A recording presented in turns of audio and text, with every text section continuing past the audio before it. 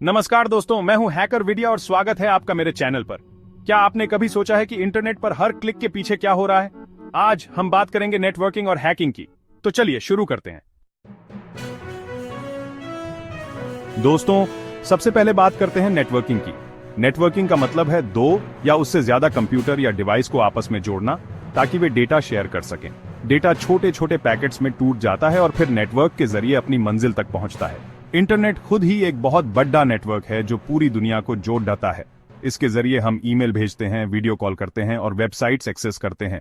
Networking के कई फायदे हैं, लेकिन इसके कुछ नुकसान भी हैं जिनके बारे में हमें सतर्क रहना चाहिए। नेटवर्किंग कई प्रकार की होती है, लेकिन आज हम दो मुख्य प्रकारों के बारे में जानेंगे, LAN और WAN। LAN का मतलब है लोकल एरिया नेटवर्क। यह एक छोटे से क्षेत्र में फैला हुआ नेटवर्क होता है, जैसे कि आपके घर या ऑफिस में। इसमें कुछ ही कंप्यूटर या डिवाइस होते हैं जो एक दूसरे से केबल या वाईफाई के जरिए जुड़े होते हैं। LAN की मदद से आप अपने घर या ऑफिस में फाइल शेयर कर सकते हैं, प्रिंटर शेयर कर सकते हैं और गेम भी खेल सकते हैं। यह तेज और सुरक्षित होता है क्योंकि इसमें डेटा को ज्यादा दूरी तय नहीं करनी पड़ती। LAN के कई फायदे हैं, लेकिन इसका दायरा सीमित होता है। अब बात करते हैं WAN की। WAN का मतलब है वाइड एरिया नेटवर्क। यह एक बहुत बड़े क्षेत्र में फैला हुआ नेटवर्क होता है, जैसे कि एक शहर, देश या पूरी दुनिया। इंटरनेट इसका सबसे बड़ा उदाहरण है। WAN की मदद से आप दुनिया के किसी भी कोने में बैठे व्यक्ति से जुड़ सकते हैं। यह LAN से धीमा होता है क्योंकि इसमें डेटा को ज्यादा दूरी तय करनी पड़ती है। WAN के कई फायदे हैं, लेकिन यह LAN से धीमा और कम सुरक्षित होता है। चैप्टर 4, वाईफाई और मोबाइल नेटवर्क। दोस्तों, आजकल हम वाईफाई और मोबाइल नेटवर्क का इस्तेमाल भी बहुत करते हैं। ये दोनों ही वायरलेस नेटवर्क हैं, यानी इनमें तारों की जरूरत नहीं होती। वाईफाई का मतलब है वायरलेस फिडेलिटी। ये रेडियो तरंगों का इस्तेमाल करके डेटा ट्रांसफर करता है। मोबाइल नेटवर्क भी रेडियो तरंगों का इस्तेमाल करता है, लेकिन यह वाईफाई से अलग होता है। वाईफाई और मोबाइल नेटवर्क ने हमारी जिंदगी को बहुत आसान बना दिया है, लेकिन इनके इस्तेमाल में भी हमें सावधानी बरतनी चाहिए। हमें पब्लिक वाईफाई का इस्तेमाल करने से बचना चाहिए क्योंकि यह सुरक्षित नहीं होता। चैप्टर 5, हैकिंग क्या है? अब तक हमने नेटवर्किंग के बारे में जाना, अब बात करते हैं हैकिंग की। हैकिंग एक ऐसा प्रोसेस है जिसमें कोई व्यक्ति बिना अनुमति के आपके नेटवर्क या सिस्टम में घुसपैठ करता है। हैकर्स आपके कंप्यूटर या नेटवर्क में घुसकर आपकी निजी जानकारी चुरा सकते हैं, आपके सिस्टम को नुकसान पहुंचा सकते हैं या फिर आपके सिस्टम का इस्तेमाल करके किसी और को नुकसान पहुंचा सकते हैं। लेकिन हर हैकर बुरा नहीं होता। कुछ हैकर्स सिस्टम की कमजोरियों को ढूंढकर उन्हें ठीक करने की कोशिश करते हैं। ऐसे हैकर्स को एथिकल हैकर्स या व्हाइट हैट हैकर्स कहा जाता है। लेकिन जो हैकर्स गलत इरादों से हैकिंग करते हैं, उन्हें ब्लैक हैट हैकर्स कहा जाता है। हैकिंग के कई तरीके होते हैं। Chapter 6, fishing. दोस्तों, फिशिंग एक बहुत ही आम तरीका है जिसके जरिए हैकर्स आपकी निजी जानकारी चुराते हैं। ये एक साइबर अपराध है जिसमें धोखाधड़ी के माध्यम से संवेदनशील जानकारी प्राप्त की जाती है। इसमें हैकर्स आपको एक नकली ईमेल या वेबसाइट भेजते हैं जो बिल्कुल असली लगती है। ये ईमेल अक्सर आपको किसी आपातकालीन स्थिति का सामना करने का दावा करते हैं। उदाहरण के लिए, आपको एक ईमेल आता है जो आपके बैंक की तरफ से आया हुआ लगता है। यह ईमेल आपको डराने के लिए होता है ताकि आप जल्दबाजी में अपनी जानकारी साझा कर दें। उस ईमेल में आपको बताया जाता है कि आपके अकाउंट में कुछ गड्ढा बड्ढा है और आपको अपनी जानकारी अपडेट करनी होगी। यह एक सामान्य तरीका है जिससे हैकर्स आपको फंसाते हैं। जब आप उस ईमेल में दिए गए लिंक पर क्लिक करते हैं तो आप एक ऐसी वेबसाइट पर पहुंच जाते हैं जो बिल्कुल आपके बैंक की वेबसाइट जैसी दिखती है। ये वेबसाइट पूरी तरह से नकली होती है, लेकिन असल में वो वेबसाइट हैकर्स ने बनाई होती है। वे आपकी जानकारी चुराने के लिए इस तरह की चालें चलते हैं। फिशिंग से बचने के लिए आपको बहुत ही सावधान रहना होगा। हमेशा ध्यान रखें कि कोई भी अनजान ईमेल या वेबसाइट पर क्लिक करने से पहले उसकी सत्यता की जांच करें। आपको किसी भी अनजान ईमेल या वेबसाइट पर भरोसा नहीं करना चाहिए। अगर आपको कोई ईमेल संदिग्ध लगे तो उसे तुरंत डिलीट कर दें और अपने बैंक या संबंधित संस्था से संपर्क करें। मैलवेयर एक ऐसा सॉफ्टवेयर होता है जो आपके कंप्यूटर या नेटवर्क को नुकसान पहुंचाने के लिए बनाया जाता है। यह सॉफ्टवेयर आपके सिस्टम में घुसपैठ कर सकता है और आपके डेटा को चुरा सकता है या उसे नुकसान पहुंचा सकता है। मैलवेयर का मुख्य उद्देश्य आपके कंप्यूटर की सुरक्षा को भंग करना और आपकी निजी जानकारी को एक्सेस करना होता है। ये virus, worm, Trojan horse, spyware, ransomware आदि कई रूपों में आ सकता है। हर प्रकार का मैलवेयर अलग अलग तरीकों से काम करता है और आपके कंप्यूटर को अलग अलग प्रकार से नुकसान पहुंचा सकता है।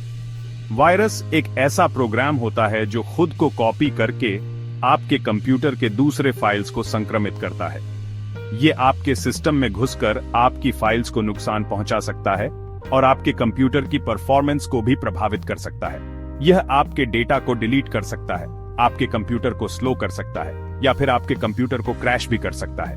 वायरस का प्रभाव आपके कंप्यूटर की कार्यक्षमता को पूरी तरह से बाधित कर सकता है। वर्म एक ऐसा प्रोग्राम होता है जो खुद को नेटवर्क के जरिए फैलाता है। ये बिना किसी यूजर इंटरवेंशन के एक कंप्यूटर से दूसरे कंप्यूटर में फैल सकता है और पूरे नेटवर्क को संक्रमित कर सकता है। ये आपके कंप्यूटर को संक्रमित करने के लिए किसी भी सिक्योरिटी होल का फायदा उठाता है। वर्म का मुख्य उद्देश्य नेटवर्क में फैलकर अधिक से अधिक कंप्यूटरों को संक्रमित करना होता है। ट्रोजन हॉर्स एक ऐसा प्रोग्राम होता है जो खुद को कोई उपयोगी सॉफ्टवेयर बताकर आपके कंप्यूटर में इंस्टॉल हो जाता है। यह दिखने में एक सामान्य और उपयोगी सॉफ्टवेयर की तरह लगता है, लेकिन असल में यह आपके कंप्यूटर को नुकसान पहुंचाने के लिए डिजाइन किया गया होता है। लेकिन असल में यह आपके कंप्यूटर को हैकर्स के कंट्रोल में दे देता है। ट्रोजन हॉर्स का मुख्य उद्देश्य आपके कंप्यूटर में एक बैकडोर खोलना होता है, जिससे हैकर्स आपके सिस्टम को रिमोटली एक्सेस कर सकें। स्पाईवेयर एक ऐसा प्रोग्राम होता है जो चुपके से आपके कंप्यूटर में घुस जाता है और आपकी ऑनलाइन गतिविधियों पर नजर रखता है। यह बिना आपकी जानकारी के आपके कंप्यूटर में इंस्टॉल हो जाता है और आपकी हर गतिविधि को मॉनिटर करता है। यह आपकी ब्राउजिंग हिस्ट्री, आपके पासवर्ड और आपकी दूसरी निजी जानकारी चुरा सकता है। स्पाईवेयर का मुख्य उद्देश्य आपकी निजी जानकारी को चुराकर उसे हैकर्स को भेजना होता है, जिससे वे आपकी जानकारी का दुरुपयोग कर सकें। Chapter 8 port scanning. Port scanning एक ऐसी तकनीक है जिसका इस्तेमाल हैकर्स आपके नेटवर्क की कमजोरियों को ढूंढने के लिए करते हैं। हर कंप्यूटर या डिवाइस में कई सारे पोर्ट होते हैं। ये पोर्ट दरवाजों की तरह होते हैं जो डेटा को अंदर आने और बाहर जाने देते हैं। पोर्ट स्कैनिंग से बचने के लिए आपको अपने कंप्यूटर या नेटवर्क में फायरवॉल का इस्तेमाल करना चाहिए। फायरवॉल एक ऐसा सॉफ्टवेयर होता है जो आपके कंप्यूटर या नेटवर्क को अनधिकृत एक्सेस से बचाता है।